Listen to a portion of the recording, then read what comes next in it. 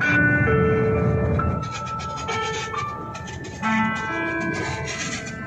dude mo. Ano pinagkain mo ng katawan ko yun sa ngayon, ano?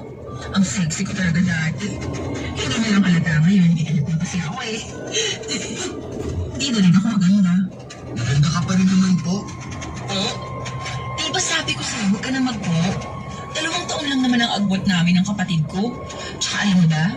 Dati hindi talaga maganda yun si Ann. Lagi nga kami pinagkukumpara ng mga bata pa kami. At itang kasi yan. Lagi kasi nasa galaan. Talaga? Pero maganda naman siya ngayon eh. Oo nga. Ay, kung pwede lang sanang ibalik yung katawan ko dati. Pwede pa naman.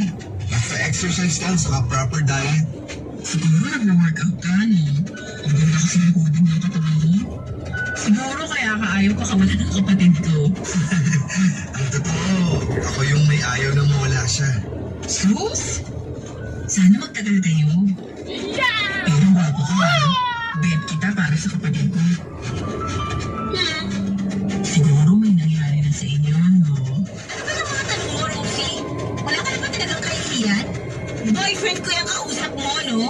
Oh, pero kung masama sa sinabi ko, gumagawa ka ng issue-an, ha? Ikaw ang gumagawa ng issue. Boyfriend ko to. Tapos ipapakita mo yung mga dati mong picture na kita yung katawan mo.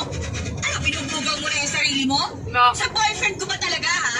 Grabe na yung Sigurado, mukha mo, Rosie. na gusto yung babae. Tapos itatanong mo ba kung may nangyayari sa amin? Gago ka ba? Nag-iisip ka ba, ha? Kailangan pa bang itanong dyan?